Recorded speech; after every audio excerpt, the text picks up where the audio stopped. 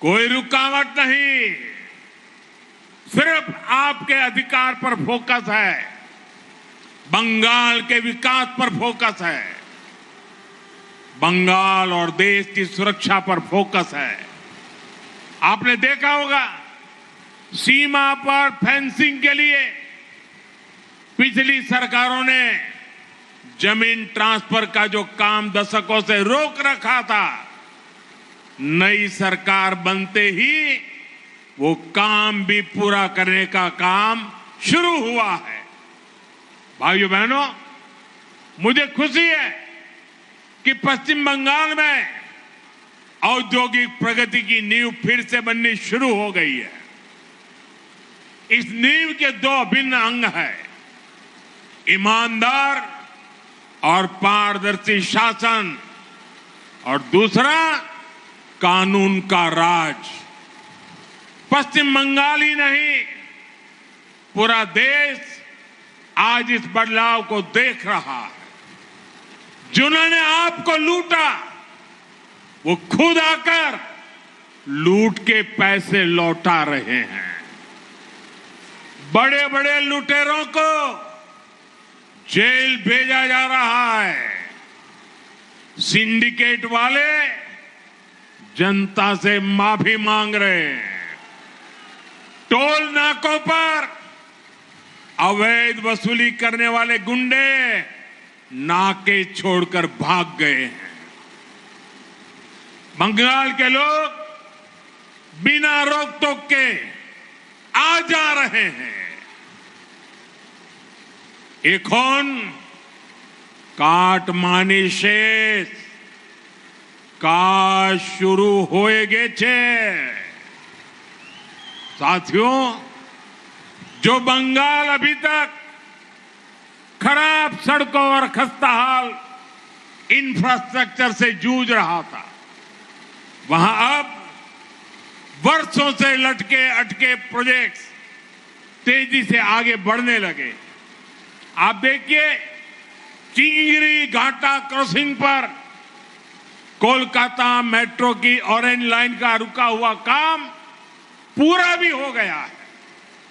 हावड़ा में लगभग 100 करोड़ रुपए की लागत से नए डिविजनल रेलवे अस्पताल की नींव भी रखी गई है। यहां इमरजेंसी सेवाएं होगी और गंभीर बीमारियों के इलाज की व्यवस्था होगी। पूर्व मेदिनीपुर में हौर और राधा मोहनपुर के बीच road overbridge, Sankrail Santragachi link line, ऐसे प्रोजेक्ट से यहां के लोगों को सुविधा होने वाली है। साथियों, आज पीएम किसान सम्मान निधि के तहत देश भर के 9 करोड़ से अधिक किसानों के बैंक खातों में पैसे भेजे गए हैं। और पश्चिम बंगाल के किसानों के लिए एक और खुशी की खबर है। आज से राज्य में पीएम फसल बीमा योजना शुरू की जा रही है। फसल बीमा योजना मुश्किल समय में किसान के परिवार को सहारा देगी। फसल को नुकसान होने पर किसान पर बोझ नहीं पड़ेगा। साथियों, अब पश्चिम बंगाल डिजिटल एग्रीकल्चर मिशन से भी जुड़ रहा है। एग्रीस्टैक के माध्यम से किसान रजिस्ट्री बनेगी। गांवों के नक्शे और बोई गई फसल की जानकारी डिजिटल रूप में उपलब्ध होगी। खाद की खरीद, किसान क्रेडिट कार्ड, डीबीटी और न्यूनतम समर्थन मूल्य पर खरीद जैसी सेवाओं में इससे आसानी होगी। साथियों, कृषि क्षेत्र में जो सबसे पिछड़े जिले हैं, उन्हें आगे लाने के लिए सरकार ने पीएम धन धान्य कृषि योजना शुरू की है। इसमें पश्चिम बंगाल के 4 जिले पुरुलिया, दार्जिलिंग, अलीपुरद्वार और झारग्राम शामिल है।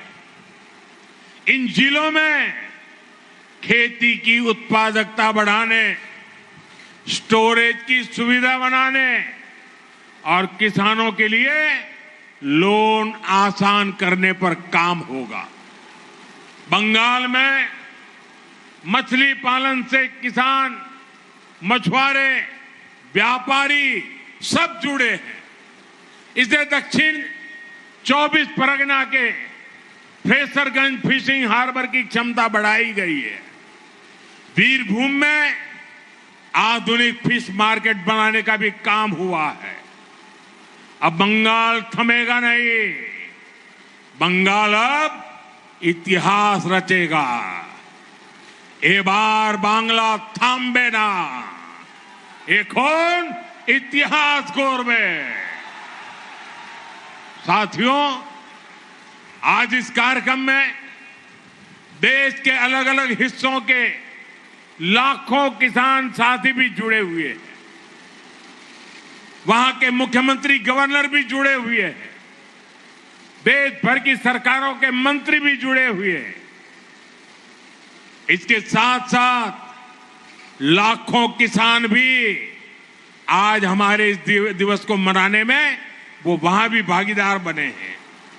ये सभी किसान पीएम किसान सम्मान निधि के लाभार्थी हैं। आज अपने इन सभी किसान भाइयों बहनों से मैं एक आग्रह भी करना चाहता हूं। और मेरे किसान भाई बहन, मेरी बात को जरा गौर से सुनिए। मैं आपको हाथ जोड़ के विनती कर रहा हूं, क्योंकि हमें अपने बच्चों को बर्बाद होते खेत नहीं देने हैं। हमें अपने बच्चों को उपजाऊ खेत देने हैं। हमें हमारी धरती माता को बचाना है। इस समय भारत सरकार खेत बचाओ अभियान चला रही है। इसके तहत मिट्टी की सेहत बचाने, केमिकल खाद का इस्तेमाल कम करने और प्राकृतिक खेती अपनाने पर जोर दिया जा रहा है। आप भी ज्यादा से ज्यादा संख्या में खेत बचाओ अभियान से जुड़े, खुद का खेत बचाने का संकल्प करें।